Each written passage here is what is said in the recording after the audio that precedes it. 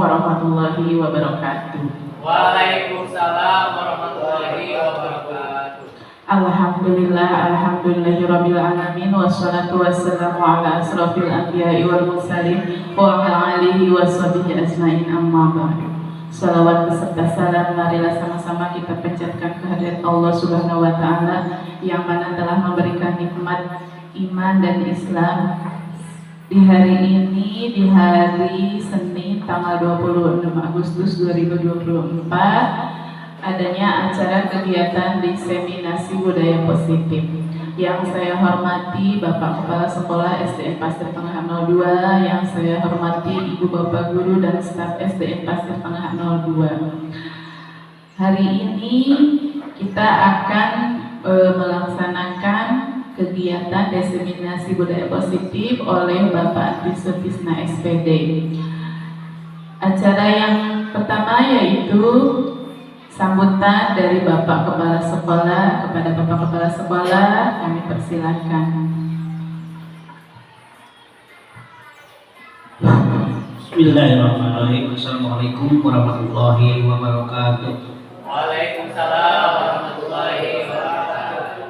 Alhamdulillahirabbil alamin wassalatu wassalamu ala asrofil anbiya'i wal mursalin wa ala alihi washabihi ajmain, amma ba'du. Pertama-tama kita mengucapkan puji dan syukur kepada Allah Subhanahu wa taala yang mana pada hari ini kita bisa berkumpul bersama dalam acara yaitu diseminasi budaya positif oleh Bapak Tisutisna. Tak lupa salawat salam kita limpahkan kepada junjungan kita Nabi Muhammad sallallahu alaihi wasallam. Yang mana pada hari ini adalah yang kami hormati sebelah guru yang hadir di sini. Bapak-bapak dan bapak ibu sekalian,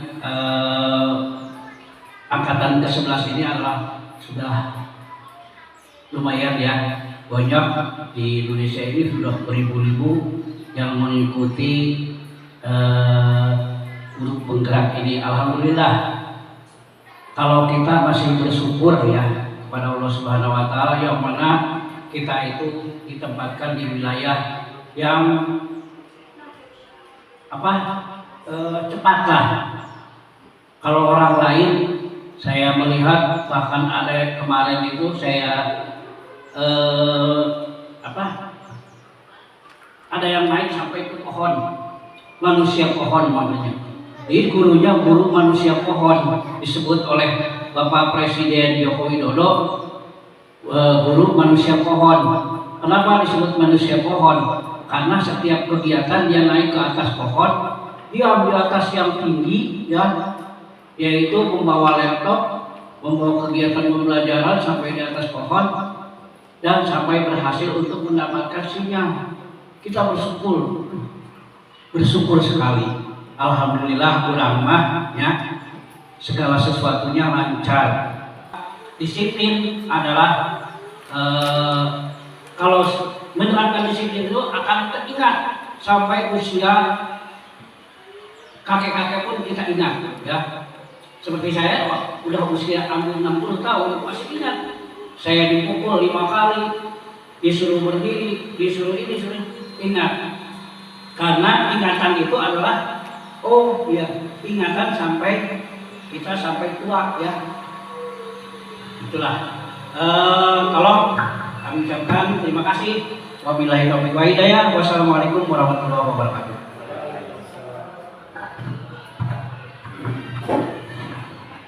Alhamdulillah, pemaparan dari Bapak Kepala Sekolah sangat panjang lebar ya. Ada beberapa hal yang harus kita bersyukur. Yang pertama, kita bersyukur kita tinggal di pelosok yang tidak begitu dalam. Internet alhamdulillah kita masih aksesnya masih bagus, tidak di pelosok-pelosok yang lain susah internet kata Bapak. Kita juga bangga Pak Nipis ada di CGP angkatan 11 ya, di SDN Pasir Tengah 02. Yang ketiga, menerapkan budaya positif sama dengan kalau untuk kurikulum merdeka pembiasaan ya Bu ya, Bu Cici bawah ya. Jadi pembiasaan anak itu sebelum masuk dibariskan, diperiksa perkaliannya juga semuanya. Jadi pembiasaannya kita terapkan ya Pak ya, seperti itu. Acara selanjutnya acara inti yang akan Doakan sang Pantis diseminasi budaya positif oleh Panti Sutina SBD. Mangga Pantis dipersilakan.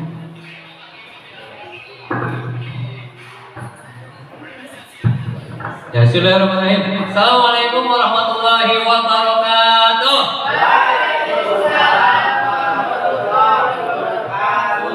Alhamdulillah masih semangat ya Bapak Ibu. Ya, bismillahirrahmanirrahim. Tama-tama marilah kita panjatkan puja dan puji syukur kehadirat Allah Subhanahu wa taala yang mana pada siang hari ini kita masih diberikan nikmat iman, nikmat Islam, nikmat sehat jasmani dan rohani. Selawat serta salam semoga selalu tercurah kepada junjungan kita Nabi besar Muhammad Sallallahu Alaihi Wasallam, kepada keluarganya, kepada sahabatnya, dan kepada kita semua selaku umatnya yang selalu senantiasa mengikuti jejak dan langkahnya. Yang saya hormati Bapak Kepala Sekolah SDN Pasir Tengah 02, Bapak Maman Suherman SPD. Yang saya hormati Bapak dan Ibu guru beserta staf di SDN Pasir Tengah 02. Terima kasih juga kepada moderator. Sekarang bagian saya untuk mendiseminasikan budaya positif. Sebelumnya saya ucapkan terima kasih kepada Bapak Ibu semua yang bisa bersama-sama kita di sini dalam kegiatan diseminasi yang pastinya waktu yang harusnya digunakan untuk istirahat tapi digunakan untuk acara ini. Sekali lagi saya ucapkan terima kasih. Ya, saya Inti Sutisna dari SDN Pasir Tengah 02. Saya adalah calon guru penggerak angkatan 11 di Kabupaten Bogor. Hari ini saya akan mendeseminasikan, ini termasuk tugas saya karena saya sudah menyelesaikan satu modul di modul 1, sehingga saya harus menyebarkan pemahaman saya yang mengenai budaya positif. Ya Bapak Ibu, mungkin pernah mendengar apa itu budaya positif. Ya, budaya positif itu adalah perwujudan dari nilai-nilai atau keyakinan universal yang diterapkan di sekolah. Nah, nilai-nilainya seperti apa sih Bapak Ibu? Nilai positif atau nilai negatif? Positif ya. Contohnya nilai positif apa? Nah, tepuk guru cium tangan katanya. Ada nilainya apa nilainya? Berarti kalau cium tangan berarti apa itu nilainya? Sopan santun, betul. Ada lagi nggak selain itu? Disiplin, betul Pak Iksan. Jujuran. Ya, itu adalah nilai positif. Jadi perwujudan dari nilai-nilai atau keyakinan universal yang diterapkan di sekolah. Yang mudah-mudahan setelah kegiatan ini kita bisa sama-sama menerapkan khususnya di kelas kita masing-masing. Ya umumnya di sekolah kita SDN Pasir Tengah 02.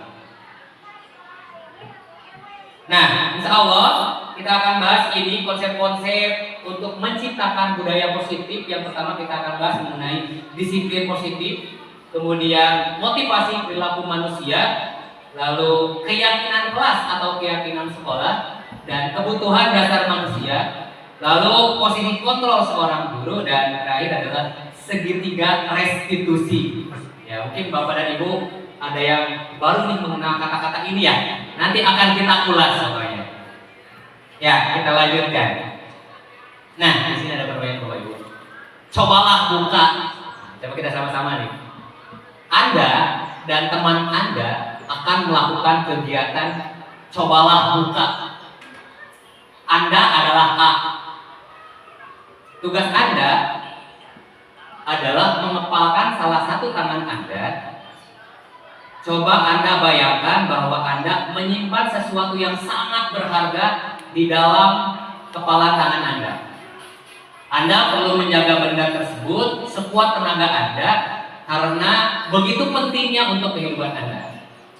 Kemudian ada tugas B, berarti nanti berdua-berdua ya, satu jadi A, yang satu jadi B. Kemudian yang B rekan Anda adalah mencoba dengan segala cara untuk membuka kepala Anda. Coba, ya. Teman Anda boleh membujuk, menghardik, mengintimidasi, memarahi, menggoda, menggelitik, bahkan menawari Anda uang agar Anda bersedia membuka kepala tangan Anda. Ya silahkan. Sekarang tentukan siapa yang A, siapa yang B. Yo. Yang A kepalkan tangannya, yang B mencoba untuk membuka kepala tangannya. Coba bisa nggak? Coba Pak Isan sama Bu Cici boleh lah. Oh Pak Isan dengan Pak siapa tidak boleh? Cici dengan Bapak apa boleh? Boleh dengan Pak Rifki. Bisa nggak? Silakan yang A, silakan yang B. Gitu kan.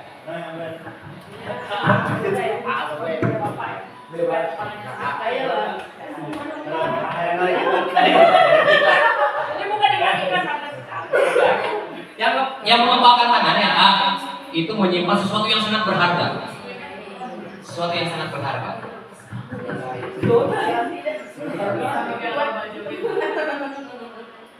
Ya. Oke, udah ya. Ada yang terbuka nggak? Belum. Oh, belum. Ayo, silakan.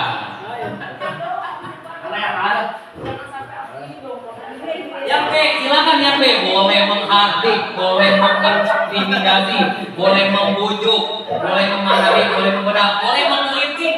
Ya boleh menggelitik.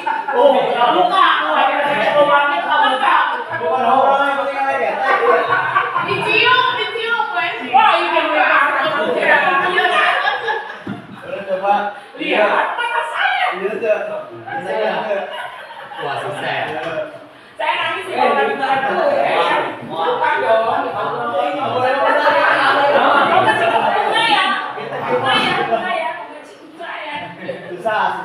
Susah ya? Ya. Jadi gimana? Ada yang dibuka nggak? Ada yang berhasil membujuk? Tidak. Oke. Nah, dari permainan itu kita nih ada pergeseran paradigma teori kontrol menurut Dr. William Glasser. Yang pertama, ya dari permainan tadi, ilusi bahwa guru mengontrol murid. Ya. Sebenarnya bukan guru yang mengontrol murid, tetapi murid sendiri yang mengontrol dirinya sendiri. Ya. Betul kan? Iya. Yang kedua, ilusi bahwa semua penguatan positif efektif dan bermanfaat. Betul nggak? Bahwa semua penguatan positif efektif dan bermanfaat. Contoh, anak ketika kita melakukan ulangan, anak kita diberikan hadiah bagi yang nilainya paling bagus. Sebenarnya itu juga tidak efektif karena ketika kita melakukan penilaian lagi, ketika anak tidak diberikan hadiah, itu tidak bersemangat lagi anak tersebut. Kemudian ilusi bahwa kritik membuat orang merasa bersalah dapat menguatkan karakter. Benar nggak sih? Kamu ini, coba kalau kamu dikritik, benar nggak? Tidak, betul kan? Tidak. Yang berikutnya bahwa orang dewasa memiliki hak untuk memaksa. Nah, di sini juga kadang kita suka merasa memaksakan kehendak kita kepada anak didik kita. Nah, sebenarnya itu kurang baik. Ya, munculkan di dalam diri anak supaya anak itu bisa melakukan yang menurut dia baik tanpa ada dorongan dari orang lain. Nah, berikutnya kita bagaimana seseorang bisa merubah paradigma stimulus respon kepada pendekatan teori kontrol. Nah, kita sering berpikir bahwa realitas atau kebutuhan kita sama, padahal tidak ya. Realitas kebutuhan kita itu berbeda. Kebutuhan kita itu berbeda. Setiap orang pasti memiliki kebutuhan yang berbeda. Jangan samakan kebutuhan kita dengan orang lain. Berikutnya, semua orang melihat hal yang sama. Tidak, setiap orang itu memiliki gambaran yang berbeda. Ya, betul tidak? Iya. Lalu kita mencoba mengubah orang agar berpandangan sama dengan kita. Ya, kita tidak mungkin pandangan kita dengan pandangan teman kita atau murid kita itu sama. Pasti mereka memiliki pandangan yang berbeda. Kita berusaha memahami bahwa pandangan orang lain itu tentang dunia kita tidak sama. Berikutnya, perilaku buruk dilihat sebagai suatu kesalahan. Tidak, semua perilaku itu memiliki tujuan. Nah, oleh karena itu, anak melakukan keburukan, melakukan suatu hal yang salah menurut kita, pasti dia punya alasan. Ya, dia melakukan itu karena apa sih? Contoh di kelas ada anak yang selalu mendekati gurunya. Apakah dia kurang perhatian? Ya, apakah dia kurang diperhatikan di kelasnya? Anak bolak-balik ke kamar mandi. Ada apa? Cari tahu oleh kita. Kemudian orang lain bisa mengontrol saya. Tidak hanya Anda yang bisa mengontrol di Anda. Kayak tadi Pak Ruli sudah menggelitik Pak Rifki. Dibuka nggak Pak Rifki?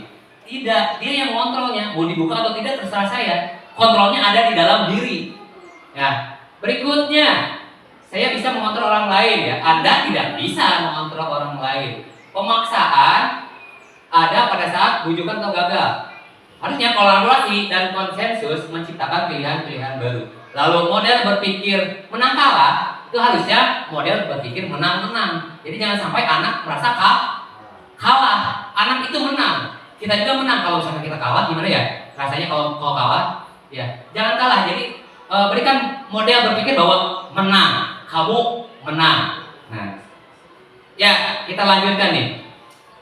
Nah, berikutnya kita akan bahas mengenai disiplin positif. Nah, dari budaya positif, kita yang pertama harus kita perhatikan adalah disiplin positif. Apa sih itu disiplin positif, Bapak Ibu?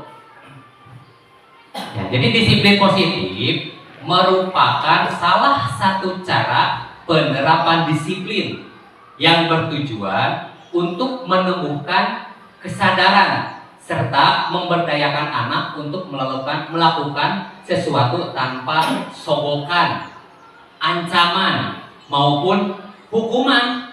Nah, jadi jangan sampai kita tanamkan pada anak melakukan atau menerapkan disiplin positif bukan karena mereka takut diancam sama guru atau karena takut dihukum, tapi munculkanlah bahwa penerapan disiplin itu tumbuh dari kesadaran anak. Ya, Bapak Ibu. Nah, berikutnya nilai-nilai kebijakan universal. Tadi kata Pak Ruli banyak ya nilai-nilai itu. Nah, ternyata seperti ini nilai-nilai. Ada peduli, ada apa lagi ya? Dia sama, apa lagi Bapak Ibu? Tanggung jawab, banyak. Nah, namun, kita alhamdulillah sudah menerapkan implementasi kurikulum Merdeka. Nah, yang di dalamnya ada kebijakan universal apa? Profil pelajar Pancasila. Ada berapa dimensi? Ada berapa dimensi Bapak Ibu? Ada 6 ya? Betul tidak? Oke. Apa saja sih dimensinya? Nah, kita coba untuk mulai menyanyikan supaya hafal kita sama-sama. Ya, sama-sama kita menyanyikan nih supaya hafal. Karena kalau dengan dinyanyikan, biasanya kita cepat hafal ya. Ya, begitu dengan anak kalau sering nyanyi itu hafal pasti biasanya.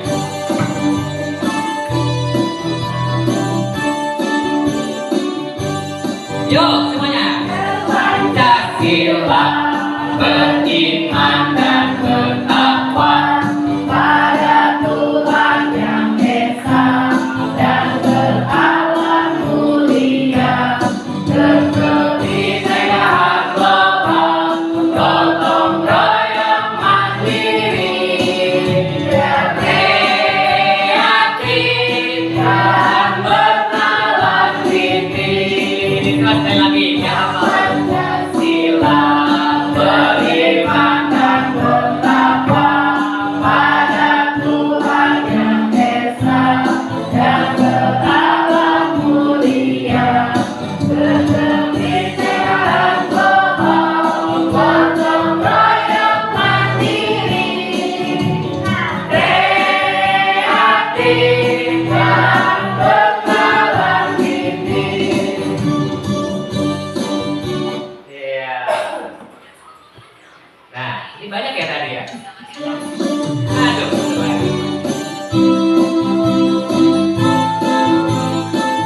ya.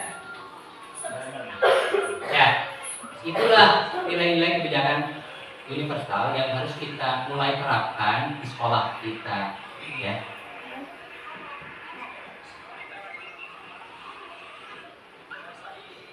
Ya, baik Bapak Ibu, kita lanjutkan. Nah, berikutnya motivasi perilaku manusia. Ya. Yang pertama, menghindari ketidaknyamanan atau hukuman. Biasanya, anak itu menghindari ketidaknyamanan atau hukuman. Nah, ini sebenarnya baik atau tidak? Orang melakukan disiplin, tapi dia hanya untuk menghindari hukuman. Tidak baik, Bu. Nah, harusnya itu muncul dalam diri pribadi. Harusnya muncul dalam diri pribadi. Ada juga motivasi perilaku yang kedua, mendapatkan imbalan atau penghargaan. Ya. Ada anak yang seperti itu, dia disiplin tapi hanya untuk mendapatkan penghargaan. Nah, yang berikutnya menghargai diri dan menjadi orang yang mereka inginkan. Nah, kira-kira dari ketiga ini, manakah yang paling baik, Bapak Ibu? Yang ketiga menghargai diri dan menjadi orang yang mereka inginkan. Nah, kita sebagai guru harus selalu senantiasa bisa menuntut anak menjadi orang yang sadar diri, menghargai diri, ya, menjadi orang yang mereka inginkan. Setiap anak punya harapan, punya cita-cita. Kita sebagai guru harus menuntut mereka kesuksesan mereka yang mereka impikan, baik sebagai dia manusia ataupun sebagai anggota masyarakat.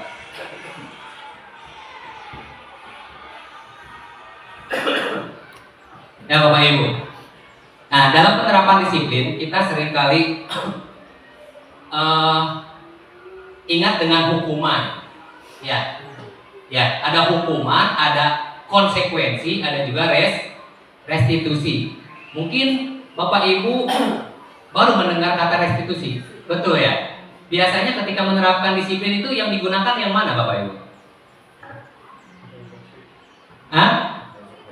Konsekuensi dan hukuman ya? Biasanya seperti itu ya? Nah, sekarang ternyata ada restitusi, Bapak Ibu. Nah, dari ketiga ini nih, ada hukuman, ada konsekuensi, ada restitusi. Ya cukup banyak ya. Saya akan bacakan beberapa. Ya. Sesuatu yang menyakitkan harus terjadi hukuman. Kemudian kalau konsekuensi, sesuatu yang harus terjadi. Dan restitusi itu restitusi merupakan pilihan. Nah, ada sekian banyak ya Bapak Ibu, nanti materinya akan saya share di grup ya. Nah, saya sudah merangkumnya. Nah, apakah perbedaan dari hukuman, konsekuensi, dan restitusi, Bapak Ibu? Ya, seringkali kita selalu memberikan hukuman kepada anak. Ya, seringkali juga kita selalu memberikan konsekuensi kepada anak. Nah, mana sih yang paling tepat ketika kita ingin menerapkan disiplin kepada anak? Yang pertama, kita simpulkan dulu. Yang pertama adalah hukuman. Hukuman itu tidak terencana. Ya, jadi langsung spontan. Ya, anak misalnya datang terlambat langsung dihukum. Kamu ngepel, bersihkan toilet, itu hukuman. Ya, yang pertama tidak terencana. Kemudian bersifat satu arah. Jadi hukuman itu datangnya dari guru. Datangnya dari guru yang menentukan hukuman itu. Ya, kamu kenapa datang terlambat? Ya, sekarang kamu ibu hukum, bapak hukum. Bersihkan kamar mandi. Nah, itu datangnya dari guru atau bersifat satu arah. Berikutnya bisa berupa hukuman fisik. Ya, bisa berupa hukuman fisik. Ya, contohnya misalnya anak telat atau terlambat disuruh keliling lapangan, hukuman fisik itu. Bisa juga hukumannya psikis. Gimana contohnya? Kamu terlambat dasar anak apa? Gitu kan, ya. Bahasanya ya. Kamu terlambat dasar anak males. Nah, jangan Bu. Ya. Berikutnya sama bisa dengan juga kata-kata kasar. Ya. Jadi ini hukuman nih. Ya, tidak terencana, bersifat satu arah, bisa berupa hukuman fisik atau psikis atau juga dengan kata-kata kasar. Berikutnya konsekuensi. Nah, apa sih kita mulai bisa membedakan nih apa hukuman apa konsekuensi? Kalau konsekuensi itu bersifat terencana, sudah disepakati. Disepakati nih. Kalau misalnya terlambat hukumannya apa disepakati dengan anak. Nah, berarti kalau misalnya terlambat hukumannya menulis materi di jam pulang sekolah misalnya. Kemudian bentuk-bentuk konsekuensi dibuat oleh pihak guru. Ya, dibuatnya masih oleh pihak guru. Dibuat oleh pihak guru. Tapi mereka tahu bahwa kalau mereka terlambat itu, oh saya kalau terlambat pulang sekolah nggak langsung pulang. Saya harus mencatat dulu materi yang tertinggal. Nah, mereka tahu Tapi yang membuat masih oleh guru, dibuat oleh pihak guru atau sekolah. Nah, berikutnya yang ketiga adalah restitusi. Restitusi adalah proses menciptakan kondisi bagi murid untuk memperbaiki kesalahan mereka sehingga mereka bisa kembali pada kelompok mereka dengan karakter yang lebih kuat. Jadi kita tidak menyalahkan anak, ya. Ketika anak disalahkan biasanya mereka seperti apa, Bu? Ada yang mulai tidak percaya diri, ada yang menjadi pendiam, ada yang merasa marah pada gurunya dan membenci gurunya. Kadang seperti itu, ya.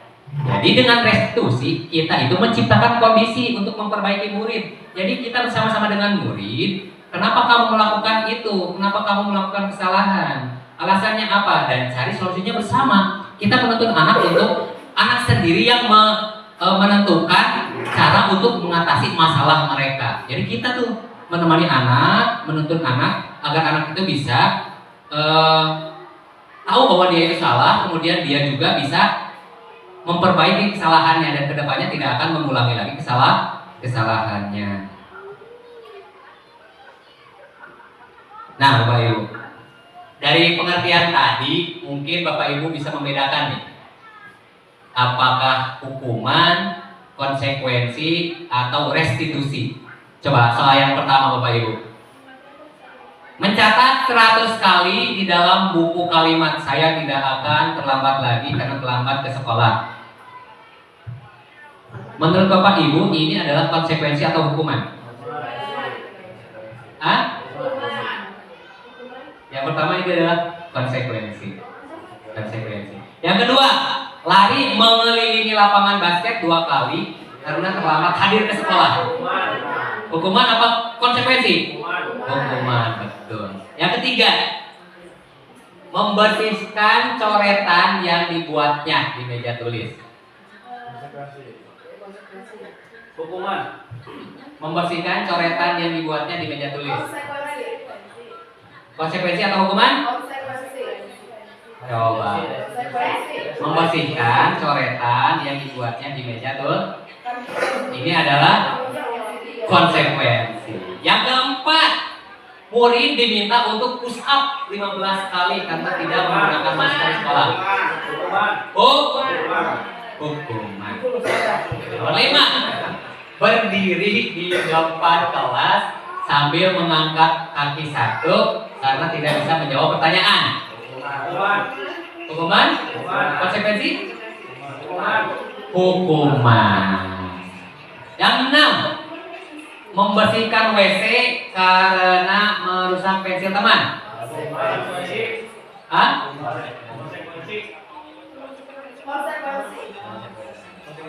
Ada hubungannya nggak? Pensil teman dengan fisik. Ini adalah hukuman. Berikutnya, lari keliling lapangan karena terlambat 10 menit saat pelajaran PJOK.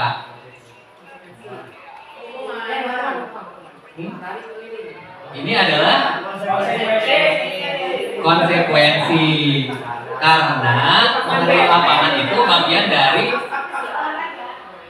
olahraga bisa digunakan untuk mereka pemanasan. Jadi nggak apa-apa. Ya, jadi ini termasuk ke dalam konsekuensi Bapak Ibu. Masih semangat?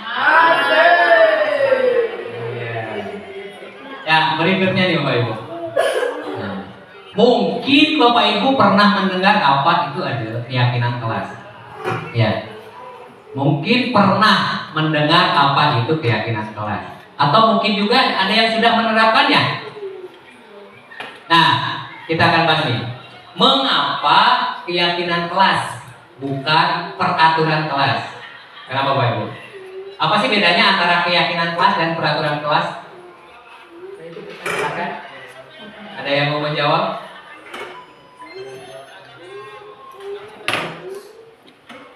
Apa sih bedanya? Keyakinan kelas dan peraturan kelas? Coba.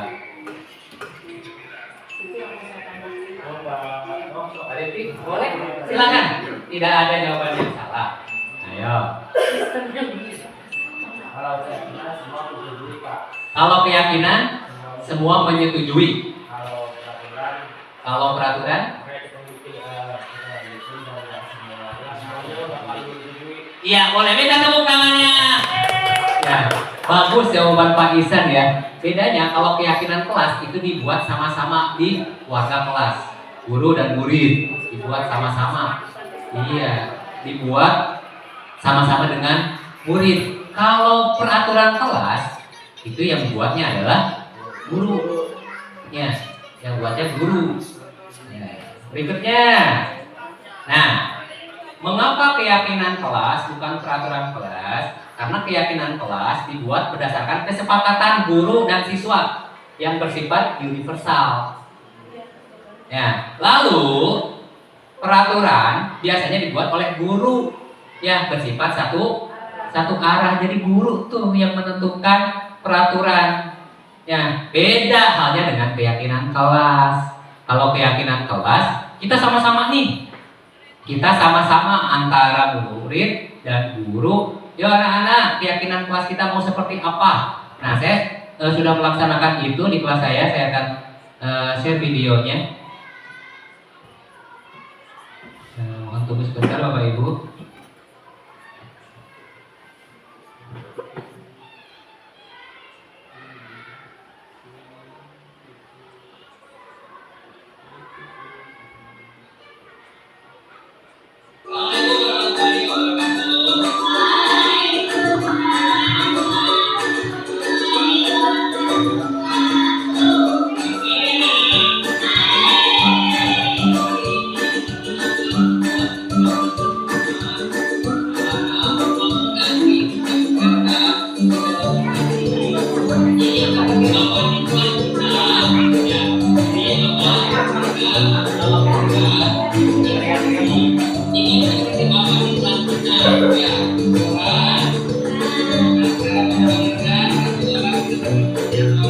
Ya, pada saat ini saya memberikan kertas kepada anak-anak. Mereka menuliskan ingin seperti apa sih kelasnya. Ya, mereka menulis. Mereka menginginkan apa sih ruang kelasnya. Ya, kesepakatan kelasnya ingin seperti apa sih. Mereka tulis di dalam kertas gitu. Ini saya percepat ya Bapak Ibu. Anak-anak mulai mencatat tuh. Ingin seperti apakah di kelasnya, keyakinan kelasnya ingin seperti apa.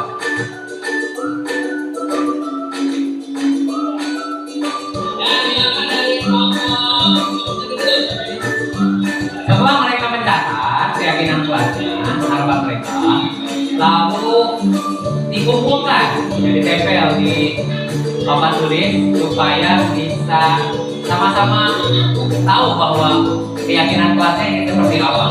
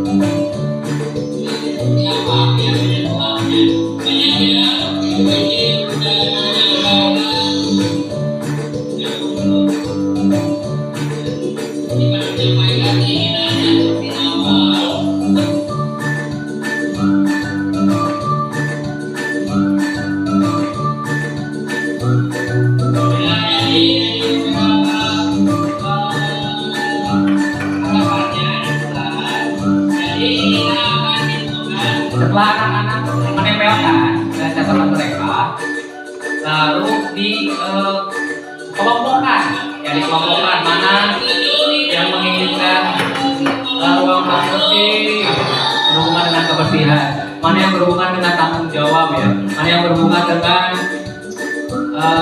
sopan santun. Nah, dikelompokkan oleh kita. Nah, kita lagi. Ya, selanjutnya kalau menjaga kepergian kelas.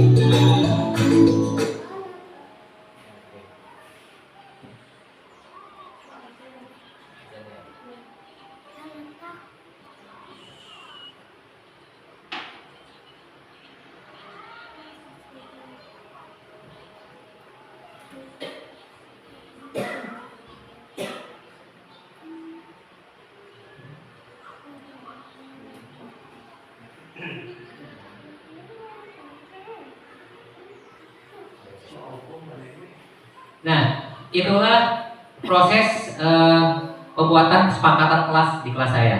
Nah, inilah langkah-langkah untuk membentuk keyakinan kelas. Yang pertama, mempersilahkan warga sekolah atau siswa untuk mencurahkan ide tentang peraturan yang akan disepakati. Mereka mencurahkan tuh, ya, curahkan idenya ke dalam sebuah tulisan yang saya bagikan ke dalam kertas kecil. Kemudian catat semua masukan, ya, catat, ya, dicatat semua masukan dari semua anak. Semua anak harus menyampaikan idenya. Semua anak harus menyampaikan idenya. Kemudian ganti kalimat negatif menjadi kalimat positif.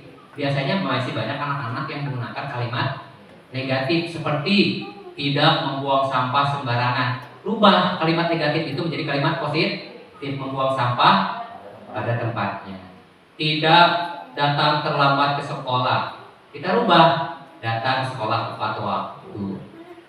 Kemudian tinjau kembali curahan pendapat yang terkumpul dan susun menjadi keyakinan kelas atau sekolah. Nah, kita susun, Bu, ya, mana yang berhubungan dengan kebersihan, mana yang berhubungan dengan sikap, kita kelompokkan, kumpulkan. Kemudian tinjau ulang keyakinan kelas yang sudah tersusun.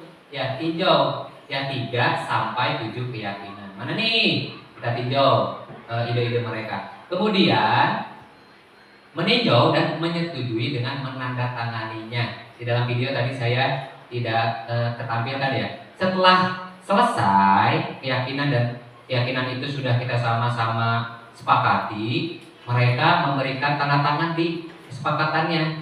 Ya, mereka menandatangani di keyakinan kelasnya. Kalau nggak bisa, Pak, kelas 1 gimana? Nggak bisa tanda tangan? Boleh cap jempol. Nah, boleh, kita siapkan baknya. Itu bukti anak itu sudah menyepakati, ya, keyakinan kelasnya. Cap jempol aja, Bu.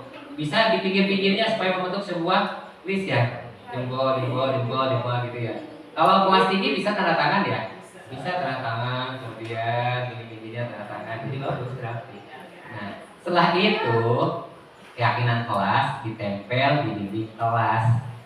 Yang usahakan ditempelnya jangan di tempat-tempat yang tidak terbaca oleh anak. Ya, usahakan ditempelnya di tempat-tempat yang sering mereka lewati dan akan mereka baca. Ya, seperti misalnya bisa di sini di depan nih, bisa di depan. Ya, jadi ditempel di tempat-tempat yang mudah untuk mereka jangkau. Ya, Bapak Ibu, berikutnya. Nah, ini contoh kesepakatan kelas di kelas saya.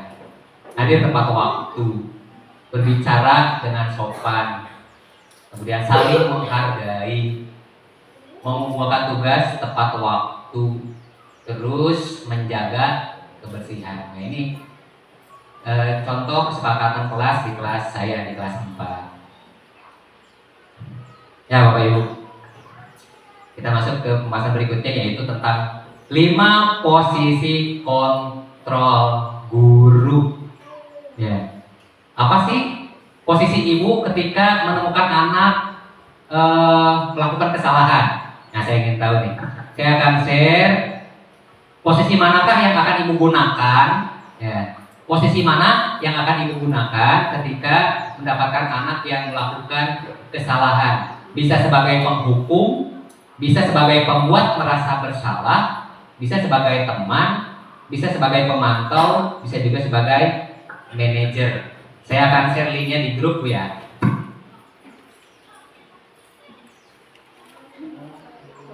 Tidak dijelaskan satu-satu kalau manajer itu seperti apa gitu. Nanti berikutnya. Saya share ya.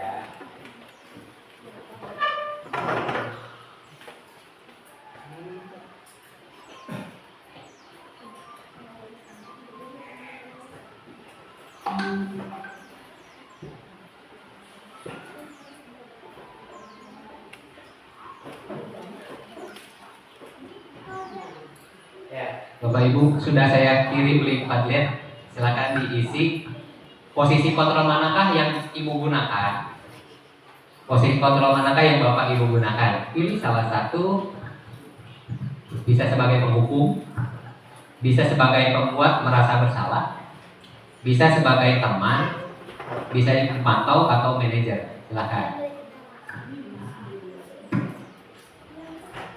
Namanya nama aslinya apa? Ya.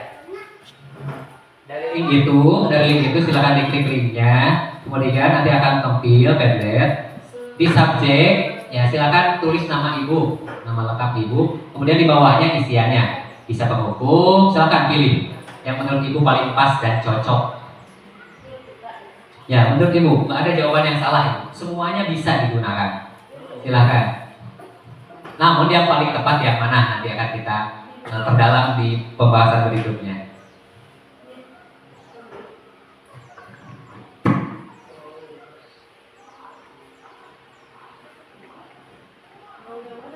Ya, pilih aja salah satu.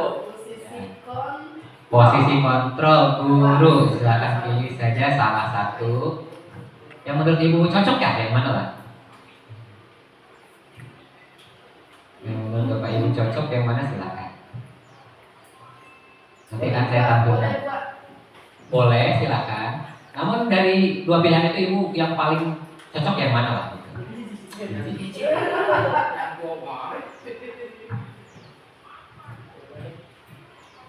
Tidak ada yang salah ini. Silakan, jangan ragu, jangan ragu, klik aja. Tidak ada yang salah.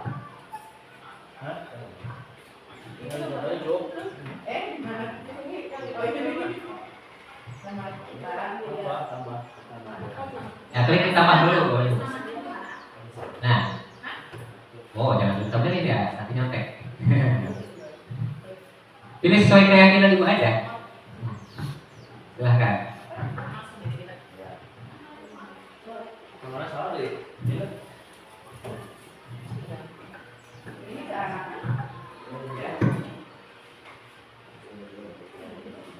Kita cek jawabannya.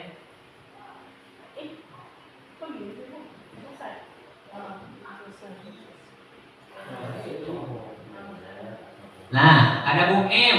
Bu M memilih teman. Pak Sirojudin memilih sebagai penghukum. Kemudian ini siapa namanya? Bu Awa, Bu Siti Waria sebagai pemantau. Pak Rifki ya, sebagai teman. Kemudian satu lagi, Pak Ruli manajer. Kemudian Bu Cici sebagai teman. Kita sedangkan nama asis aja ya. Nama asli mau banget.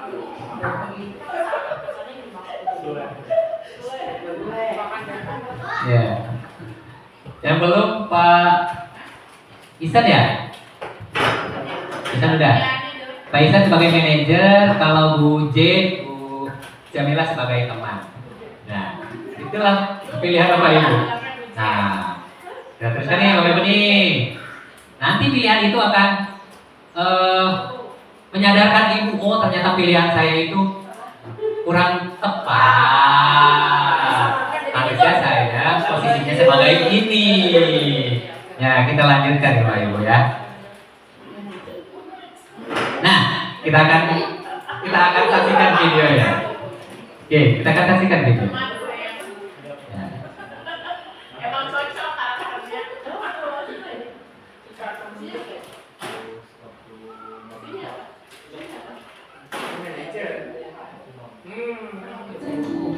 Ya, Ibu, silahkan menyaksikan video berikut.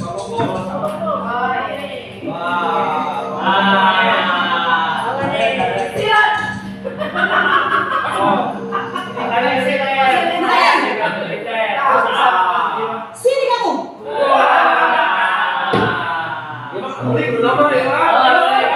Terlambat. Kamu deh.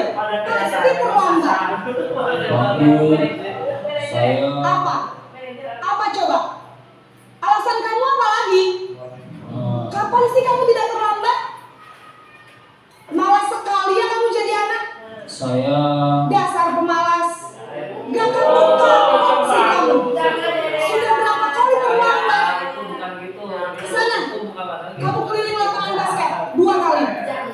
kenapa saya harus ke lapangan basket, Bu? Kenapa? Kamu melawan ibu. Berani-beraninya jawab. Sudah terlambat, masih berani jawab pula. Sekarang keliling lapangan basket 5 kali sekalian. Biar kapok. Cepat. Pergi sana ke lapangan basket. Berikutnya pakai posisi Membuat anak yang tadi menghubung, sekarang membuat batas jalan. Nanti di belakang dan lari kanan. Naren.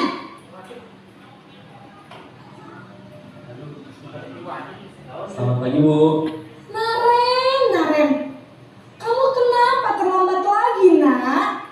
Ya Tuhan, Naren. Kamu senang ya bikin ibu susah ya? Kalau kamu terlambat lagi, nanti ibu yang ditegur bapak kepala sekolah, nak. Disangka ibu tidak bisa membina kamu. Duh, gimana ini? Maaf, Bu. Duh, Gusti Naren. Kamu suka ya kalau ibu ditegur bapak kepala sekolah? Terus, sekarang ibu harus tulis apa ini di buku absen? Ini kamu sudah sering terlambat loh. Ibu harus apa coba? Maaf, Bu. Maaf sekali. Ya sudah, lain kali jangan bikin ibu susah lagi ya nak ya. Ibu tidak akan kuat lagi kalau kamu begini terus. Bisa jantungan kalau ibu ditegur bapak kepala sekolah. Sana cepat ke kelas. Maaf ya, Bu. Maaf sekali. Sekarang posisi teman. Naren,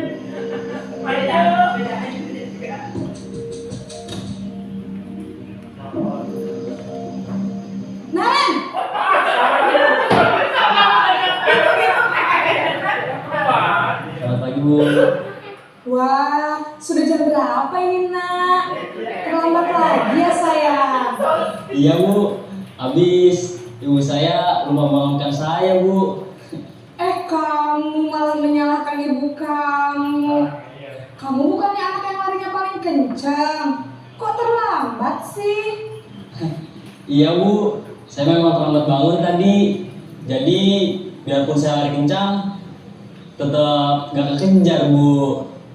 Ya sudah sana. Nanti lain kali larinya lebih kencang lagi ya. Biar gak terlambat lagi. Bikin seneng ibu. Demi ibu. Bisa kan? Bisa lah, Bu. Ya sudah sana masuk kelas. Ibu beresin urusan absen kamu. Kamu ini ada-ada saja. Berikutnya sebagai posisi pemantau.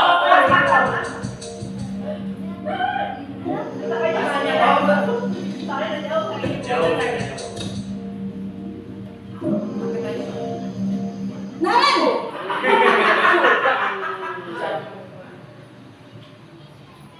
pagi, Bu.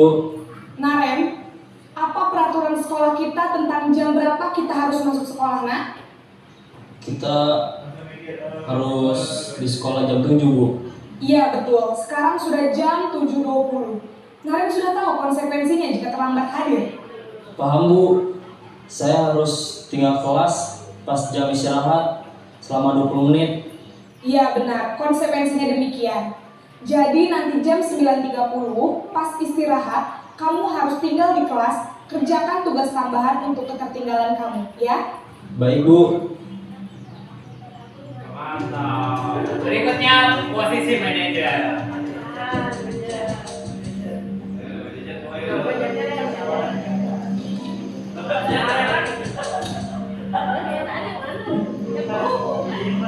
Naren,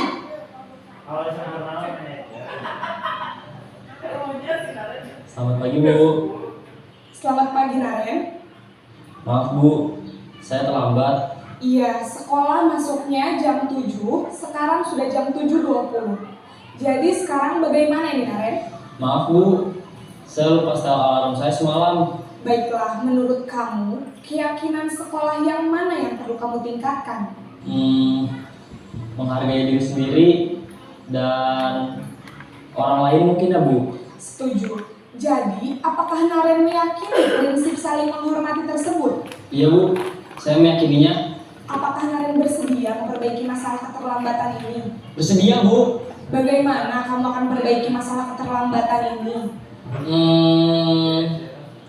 Saya akan coba untuk tidak lupa menyetel alarm saya, Bu. Baik, kalau Naren lupa menyetel alarm di rumah, ada orang yang kira-kira bisa bantu mengingatkan tidak? Ada, Bu. Kakak saya, Kak Emma. Ada lagi selain Kak Emma? Selain Kak Emma, ada ibu saya. Baik, jadi yang mengingatkan Naren adalah Kak Emma dan ibu kamu ya? Kira-kira akan mulai setel alarm kapan nih Naren? Setelah pulang sekolah, akan segera saya lakukan. Baik, jadi Naren akan setel alarm untuk bangun besok pagi dan akan diingatkan oleh kakak dan ibunda Naren ya. Ada lagi yang mungkin perlu dilakukan Naren agar tidak terlambat bangun lagi. Tidak ada, Bu. Baik Naren, terima kasih untuk kerjasama kamu. Sekarang kamu perlu kembali ke kelas untuk belajar. Baik, Bu. Terima kasih. Ya, oke, tepuk tangan buat kita semua.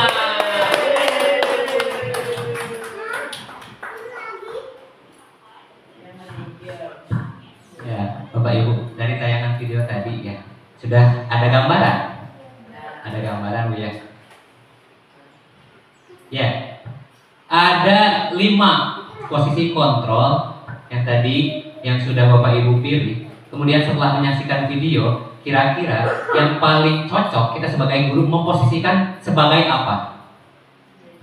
Kalau di video itu pasti sebagai manajer. Ya betul, sebagai manajer. Ya, kita akan bahas. Yang pertama sebagai penghukum. Nah, dalam penghukum itu biasanya menghardik, menunjuk-nunjuk, kemudian berkata dan membentak. Ya, berkaca pinggang kemudian membentak. Biasanya seperti itu. Ya. Biasa juga ada hukuman fisik atau juga hukuman verbal. Apa dampaknya? Biasanya akan menjadi pendendam. Biasanya akan menjadi pendendam.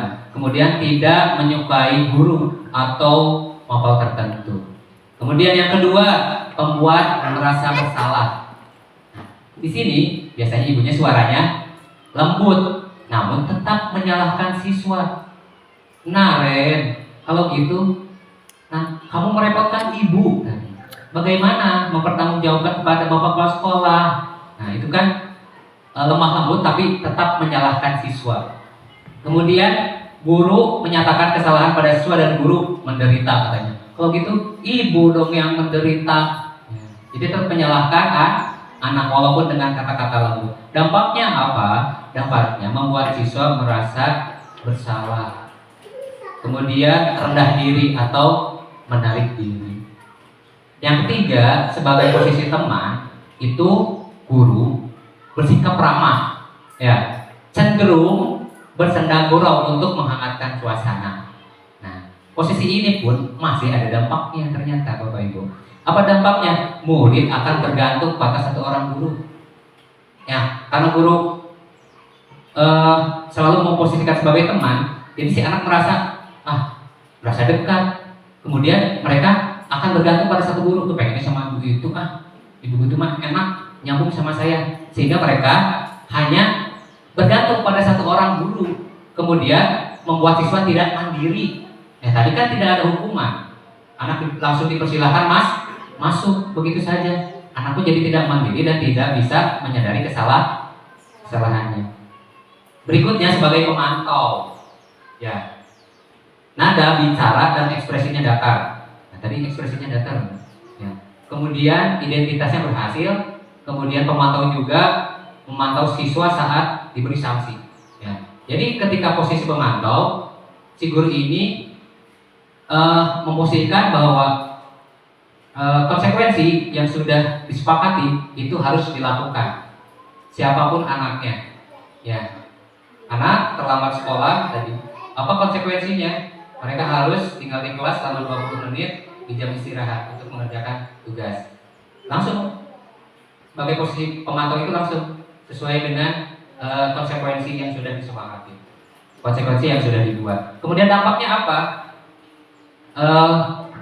Ketika mereka dapat hukuman, yang hadiah atau hukuman yang diberi tanpa melihat nilai kebajikan. Nah, di sini tanpa melihat kebajikannya, anak tidak tahu bahwa nilai kebajikan apa sih yang mereka langgar. Misalnya tadi terlambat, nilai kebajikan apa yang mereka langgar? Disiplin waktu, tanggung jawab. Ya, mereka tidak disadarkan itu. Kalau kamu terlambat, berarti kamu tidak bertanggung jawab. Kamu tidak disiplin waktu, tidak menghargai waktu. Kemudian tidak sepenuhnya mandiri. Anak tidak akan sepenuhnya mandiri. Dan yang terakhir adalah posisi manajer. Suaranya netral. Ya, suaranya netral. Kemudian tercipta identitas positif atau berhasil. Lalu mengajukan pertanyaan yang bermakna. Kamu kenapa terlambat? Ya. Terus apa sih solusinya? Bagaimana kamu melakukan solusi itu? Ya gitu kan. Kemudian membantu siswa memecahkan masalah. Jadi membantu menemani siswa untuk memecahkan masalah. Si Garen tadi terlambat. Bagaimana cara memecahkan supaya si Garen itu tidak terlambat lagi? Tadi ditanya, bagaimana caranya supaya kamu tidak terlambat? Saya akan setting alarm, Bu. Di sekolah di rumah ada siapa? Ada kakaknya. Nah, itu guru membantu siswa untuk memecahkan masalah mereka sendiri. Mereka sendiri yang menentukan bagaimana cara membuat masalah itu bisa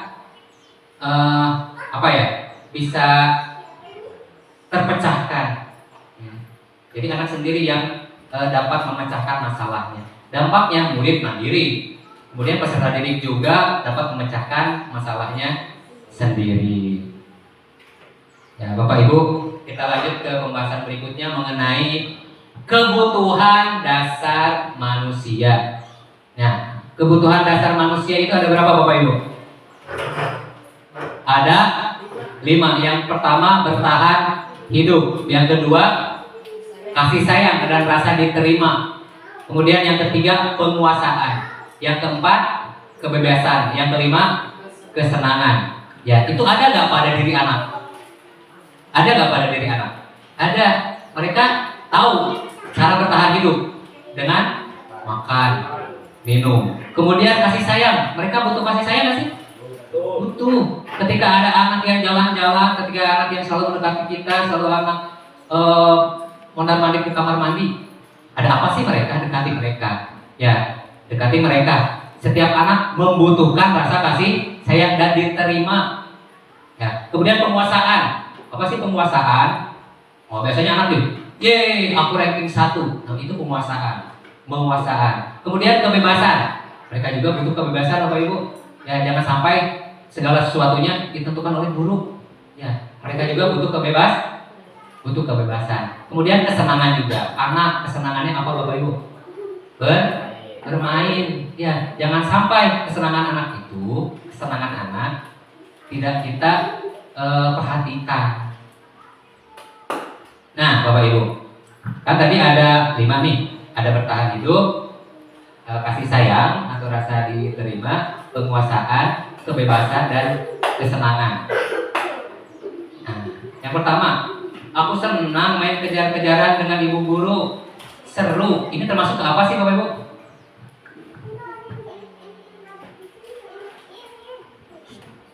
Iya, kesenangan, karena ada kata senang ini. Aku senang kejar-kejaran dengan ibu guru. Kemudian yang kedua, ibu kejar aku, ibu guru sayang aku. Hah? Kasih sayang, betul. Berikutnya, aku hebat kan, bisa bikin ibu guru kejar aku. Ini apa? Penguasaan. Berikutnya, aku bosan belajar mewarnai terus dalam kelas. Kebebasan. Ya. Nah, berikutnya segitiga restitusi, Bapak Ibu. Nah, kan tadi kita sudah bahas mengenai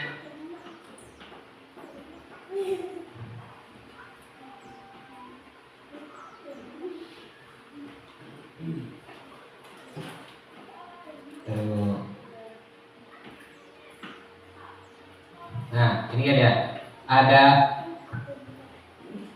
hukuman, ada konsekuensi, dan restitusi. Restitusi bisa kita lakukan dengan cara segitiga restitusi. Nah, gimana sih segitiga restitusi? Nah, segitiga restitusi, Bapak Ibu, ada 3 hal yang bisa kita lakukan. Namanya juga segitiga restitusi. Berarti ada berapa tahap, Bapak Ibu? Ada 3 tahap. Yang pertama, tahap menstabilkan identitas. Menstabilkan identitas itu kita biasanya bicara bahwa kepada anak bahwa kamu bukan satu-satunya yang pernah melakukan ini. Setiap orang pasti pernah melakukan kesalahan. Biasanya seperti itu. Kemudian yang kedua, validasi tindakan yang salah. Adakah cara yang lebih efektif untuk mendapatkan apa yang kamu butuhkan? Kamu tentu punya alasan mengapa kamu melakukan itu. Nah, ini adalah di posisi validasi tindakan yang salah. Kenapa anak itu melakukan perbuatan itu? Yang ketiga, merencanakan keyakinan. Jadi di dalam merencanakan keyakinan ini ada keyakinan kelas apa sih yang telah disepakati? Ada keyakinan kelas apa sih yang telah dia langgar? Ya. Kemudian kamu ingin menjadi orang yang seperti apa? Nah, itu adalah menanyakan keyakinan. Ada video Bapak Ibu.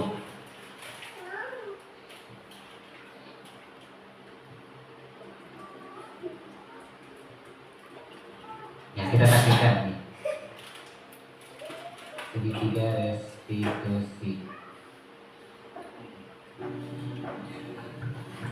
Mari kita simak, kita perhatikan video berikut.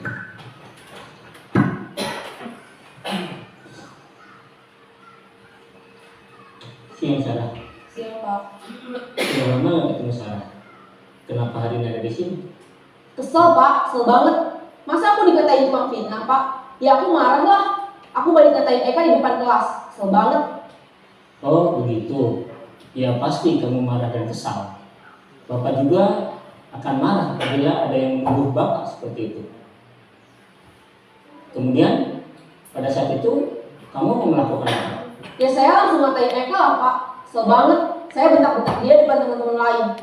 Oh begitu. Pasti kamu melakukan seperti itu karena suatu alasan tertentu kan?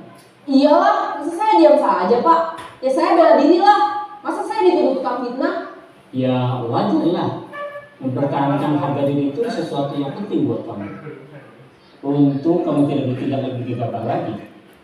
Hanya membentak-bentak. Iya Pak. Untung saya masih bersabar dan hanya membentak saja.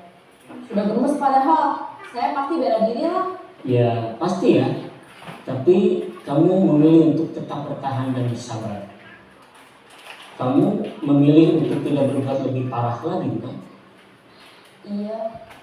Nah, sekarang coba kita lihat lagi tindakan kamu yang bentak-bentak Eka di kelas. Tindakan kamu itu kira-kira sesuai dengan keyakinan kelas atau prinsip kamu tidak? Enggak lah Pak. Capek Pak jadi pemarah. Jadi keyakinan atau prinsip mana yang kurang sesuai dengan keinginan kamu? Ya, saya sebenarnya sangat menghargai orang lain. Mungkin saat itu saya menjadi emosi, jadi tidak menunjukkan sikap itu. Kamu meyakini tidak? Menghargai orang lain itu penting buat kamu. Yakinlah Pak. Iya, setuju. Kita harus saling menghargai. Namun, ada juga keyakinan yang kita sepakati yang perlu kita jalankan apabila kita sedang marah, bukan? Ya, saya bisa lebih proaktif, mulai dengan diri sendiri. Saya bisa jadi lebih bersabar, mengambil waktu jeda untuk berpikir mau apa selanjutnya. Kira-kira kamu bersedia memperbaiki masalah ini tidak? Bersedia Pak. Kalau kamu memperbaiki masalah ini, kamu akan menjadi orang seperti apa? Saya akan menjadi orang yang bertanggung jawab kali ya Pak. Dan senantiasa proaktif. Iya, menurut kamu bagaimana rasanya menjadi orang seperti itu? Ya nyaman lah, bangga bisa bersabar dan menahan diri. Baiklah kalau begitu. Yuk kita pikirkan bagaimana memperbaiki masalah ini.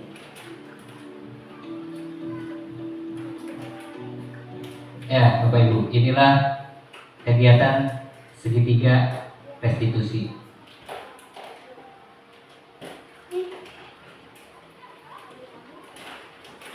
Ya, Bapak Ibu, ketika kita mendapatkan masalah di kelas, ketika kita menemukan anak yang melakukan kesalahan atau pelanggaran, kita bisa melakukan kegiatan segitiga restitusi ini. Kita bisa melakukan kegiatan segitiga restitusi ini. Yang pertama, kita bisa melakukan menstabilkan identitas dulu. Ya, kenapa anak itu melakukan kesalahan itu? Kenapa mereka melakukan itu? Ya, pasti mereka punya alasan. Ya, pasti anak memiliki alasan melakukan kesalahan itu. Gak mungkin mereka tanpa alasan. Kemudian jangan sampai di proses menstabilkan identitas, jangan sampai kesalahan itu dianggap salah oleh kita. Ya, jadi kita contoh misalnya ada anak yang ketiduran di dalam kelas, jangan bilang kamu salah, kamu tidak boleh tidur di sini. Ini jam pelajaran. Jangan Bu. Gimana caranya? Nah, tidur itu memang kebutuhan manusia. Bapak juga kalau ngantuk tidur, tetapi tidur itu ada tempatnya. Jadi seperti itu Bapak Ibu. Jangan sampai langsung, kenapa kamu tidur di kelas? Gak boleh, itu salah. Yang seperti itu Bapak Ibu. Nah, jadi stabilkan dulu identitasnya. Pasti anak itu melakukan sesuatu, pasti ada alasannya. Kemudian yang kedua, validasi tindakan yang salah. Cari tahu tuh, ya, alasan apa mereka melakukan itu, ya, alasan apa mereka melakukan itu. Kenapa kamu melakukan pelanggaran itu? Mengapa kamu melakukan kesalahan itu? Nah, pasti setiap orang melakukan kesalahan pasti akan ada alasannya. Berikutnya menanyakan keyakinannya. Keyakinan apa sih yang sudah dilanggar? Ya, misalnya menghargai waktu, tanggung jawab. Nah, kemudian cari apa solusinya, bagaimana solusi dari masalah tersebut. Siapa yang menentukan solusinya? Anak sendiri, bukan kita. Bukan kita sebagai guru yang mencarikan solusi, tapi kita menuntut anak untuk mencari solusinya sendiri. Karena solusi yang dibuat oleh anak biasanya lebih tepat sesuai dengan apa yang mereka harapkan. Ya, otomatis mereka akan bisa melakukan itu sehingga mereka tidak akan mengulanginya lagi. Alhamdulillah selesai Bapak Ibu. Ya, mengingatkan tadi jawaban tadi Bapak Ibu. Nah, posisi kontrol apa sih yang paling tepat menurut Bapak Ibu? Manajer. Iya, mudah-mudahan kita ke depannya sebenarnya tadi ya disampaikan oleh Bapak Guru. Pak, ada anak yang nggak bisa nih Pak. terus-terusan pakai posisi manajer. Nah, memang bisa juga kita melakukan kontrol kita sebagai kontrol hukum, sebagai kontrol teman. Nah, namun alangkah baiknya tadi ketika kita menggunakan posisi kontrol teman ada dampaknya. Ya, sebagai penghukum ada dampaknya. Yang paling tepat sebenarnya kita memposisikan sebagai posisi manajer. Mudah-mudahan kita bisa belajar mencoba memposisikan diri kita sebagai posisi manajer. Ya, dari materi ini yang dipaparkan ada yang ingin ditanyakan, mangga. Ada yang mau bertanya?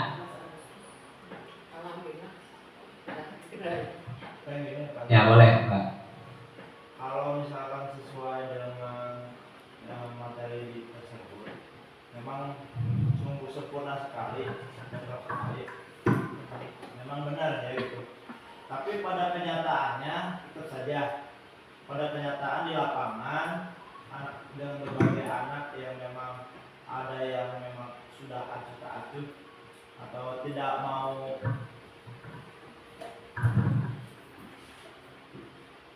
tidak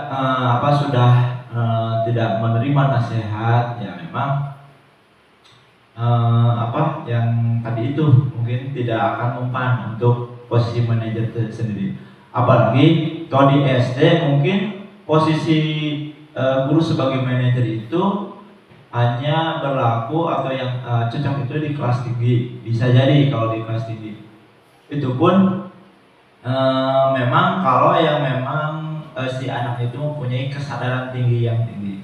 Ketika di kelas 1 itu sangat sulit sekali diterapkan, kelas 1, kelas 2 ya kan, mereka karena masih berpikir tidak bisa berpikir yang memang menyadarkan diri sendiri gitu ya. Kalau untuk kelas 1 ketika kita diposisikan menjadi manajer. Itu aja mungkin Pak Tis. Ya, oke. Terima kasih Pak Ruli atas umpan baliknya. Mungkin ada yang ingin berbagi gimana cara menghadapi anak di kelas 1, yang guru kelas 1. Bu Wawa atau Bu Cici, ketika mendapatkan anak yang bermasalah, solusi apa sih atau posisi apa sih yang digunakan biasanya? Boleh, boleh. Assalamualaikum warahmatullahi wabarakatuh. Waalaikumsalam. Kalau untuk kelas 1 biasanya kita karena beda-beda ya, macam-macam karakter itu sudah pasti cara mengatasinya juga berbeda. Misalnya ada anak yang hiperaktif, ya berarti kita harus lebih tegas lagi, suara kita harus lebih dikeraskan lagi, dan selalu diingatkan, misalnya jangan lengah gitu. Kalau misalnya dia melakukan kesalahan atau dia ngejahilin temennya misalnya, kita harus langsung menegurnya. Meskipun kalau misalnya sesudah itu biasanya saya nanti baikan lagi, kayak yang tadinya nadanya udah tinggi misalnya, tapi nanti di ini lagi biar dia itu tidak takut besoknya itu jadi ke sekolah biar ceria lagi. Biasanya sih seperti itu. Dan alhamdulillah sih selama ini cukup efektif ya cara seperti itu. Mungkin hanya itu aja. Ya, wassalamualaikum warahmatullahi wabarakatuh. Waalaikumsalam warahmatullahi wabarakatuh. Terima kasih. Mungkin tambahan juga dari Bu Cici. Assalamualaikum warahmatullahi wabarakatuh. Di kelas 1 ada pernah ya kejadian gitu. Saya dekati dulu, anak nangis misalnya, kenapa? Ditanya dulu kenapa. Lalu saya pasti konfirmasi misalkan sama si B. Konfirmasi dulu sama si B, kenapa? Nah, anak berdua ini disuruh maaf-maafan, salaman. Itu aja paling Pak. Ya, sama-sama. Terima kasih Bu Siti Waria SPD dan Ibu Cici Oktaviani SPD.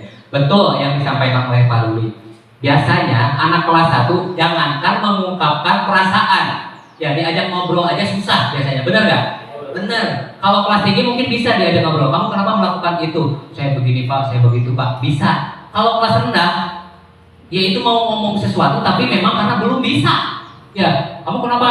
Ya mungkin malu kan, mungkin memang belum bisa mengutarakan isi hatinya. Betul. Nah, bagaimana sih caranya? Yang tadi disampaikan bawah juga bisa. Ya, pendekatan dengan anak. Kalau misalkan anak tidak bisa mengutarakan pendapatnya, bisa dengan anggukan. Ya, kita tanya kamu kenapa sakit, misalnya angguk. Sama siapa? Sama si itu kan kita pasti tahu kan, dapat laporan dari teman-temannya ya, dari si B ya. Kita angguk aja kalau benar, kalau tidak mau belek misalnya. Bisa seperti itu.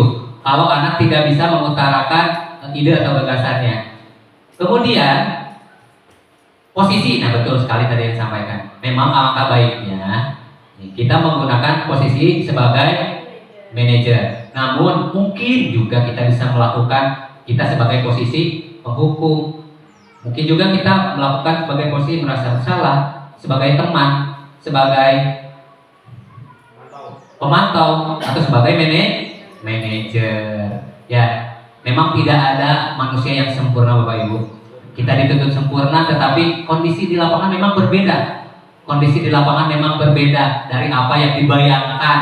Ya, di lapangan maka Bapak dan Ibu saya yakin bisa menyesuaikan, memposisikan diri yang lebih baik di lingkungan kelasnya terutama. Ya, ada lagi yang ditanyakan Bapak Ibu? Cukup? Kalau cukup, alhamdulillah. Terima kasih kepada teman-teman SD Pasir Tengah. Alhamdulillah. Ya cukup sekian dari saya kembalikan kepada Ibu moderator, Ibu Cici Sriesti Jamila. Sekian dari saya. Billahi taufik wal hidayah. Assalamualaikum warahmatullahi wabarakatuh.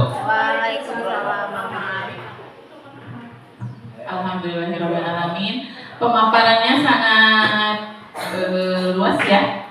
Destinasi budaya positif yang dibawakan oleh Panti Sutisna SPD. Selanjutnya penutup, sebelum penutup doa kepada panitia kami persilahkan.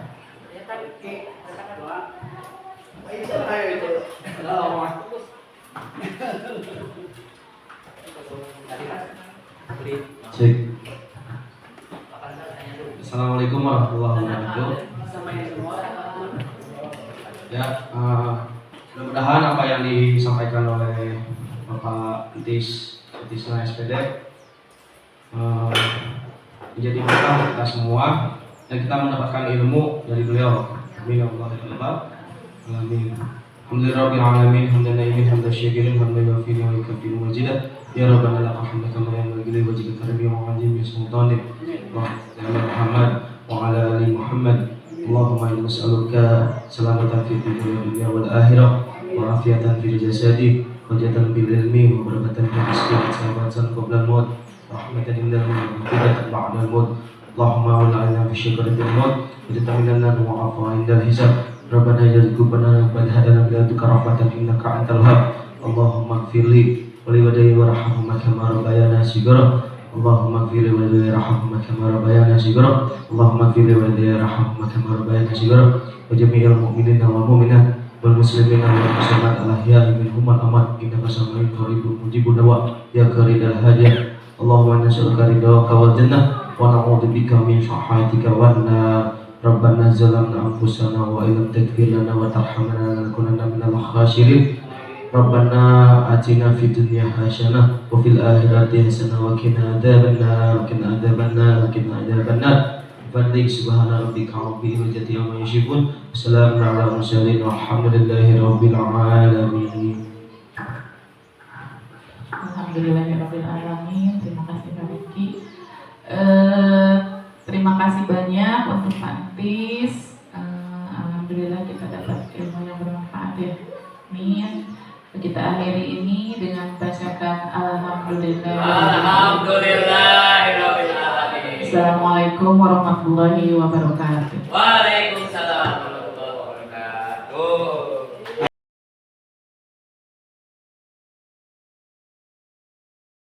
Assalamualaikum warahmatullahi wabarakatuh. Alhamdulillah Hari ini saya mendapat wawasan yang luar biasa. Materi yang diberikan oleh Bapak Anti Sutisna SPD begitu menarik mengenai kontrol seorang guru dan memberikan pelayanan terhadap anak. Terima kasih dan sukses untuk kegiatannya. Assalamualaikum warahmatullahi wabarakatuh. Assalamualaikum warahmatullahi wabarakatuh. Saya Ihsan Khalil Rahman, SPD. Saya mengira penjelasan tadi yang Bapak Anti Sutisna SPD sampaikan sangat bermanfaat bagi saya, terutama saya guru baru, guru masih junior dan masih awal-awal, sangat terbantu sekali untuk bisa menjadi guru yang terbaik, bisa menjadi guru yang bagus ke depannya.